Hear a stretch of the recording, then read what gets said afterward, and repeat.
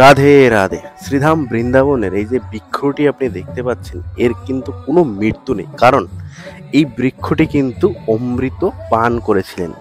আর এখানেই দাঁড়িয়ে আছে ৫,৫০০ বছর ধরে ভগবান শ্রীকৃষ্ণ যখন লীলাবিলাস করেন সেই সময়ের কিন্তু এই গাছ। এটি কিন্তু একটি দিব্য দর্শন। এত সুন্দর দর্শন কিন্তু আপনি কোথাও সচরাচর দেখতে পাবেন না।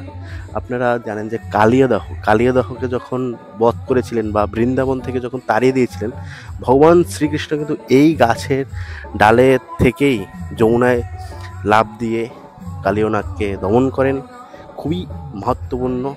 তো এই স্থানে কিন্তু গরুড়দেব যখন স্বর্গ থেকে আপনার অমৃত নিয়ে এসেছিলেন, তখন কিন্তু এই যে গাছটি, এই যে বৃক্ষটি আপনারা দেখতে পাচ্ছেন, এই বৃক্ষতে কিন্তু বসেছিলেন এবং তখন কিন্তু সেই অমৃতের কলস থেকে কিছু ফোঁটা অমৃত এই গাছে পড়ে এবং এই গাছটি, এই বৃক্ষটি কিন্তু অমৃত পান করেন। তো এই গাছটি কিন্তু খুবই দিব্য। এখন পর্যন্ত মানে ৫,৫০০ বছর ধরে এই গাছটি কিন্তু এখানে বিদ্যমান। তো এই গাছটি কোথায় আপনারা দেখতে পাবেন?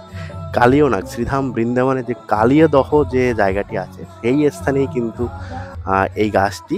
এখানে কিন্তু কালিয়নাগের সেই লীলা বিলাস হয়েছিলেন। ভগবান শ্রীকৃষ্ণ কিন্তু এই বৃক্ষের শাখায় বসে বাঁশি বাজাতেন, অনেক লীলা সখাদের নিয়ে আসতেন এই স্থানে, গরু চড়াতেন এবং এই গাছের ছায়ায় বসেই কিন্তু ভগবান শ্রীকৃষ্ণ সখাদের সাথে খেলাধুলা করতেন। খুবই দিব্য দর্শন। তো আপনারা দর্শন করুন। আর আপনারা কিন্তু ঘরে বসে শ্রীধাম বৃন্দাবনের অনেক ছোট ছোট জিনিস আপনারা জানতে পারছেন। তো অবশ্যই আমার ভিডিওতে আপনারা কমেন্ট করবেন কেমন লাগছে এই ভিডিওগুলি, এবং এরপরও আপনারা কি দর্শন করতে চাইছেন সেটা কিন্তু আমাকে অবশ্যই জানাবেন। তো পুরো ভিডিওটা আপনারা দেখুন আর আনন্দ লাভ করুন, ভগবান শ্রীকৃষ্ণের আশীর্বাদ লাভ করুন এবং শ্রীধাম বৃন্দাবনের দিব্য দর্শন করুন। রাধে রাধে।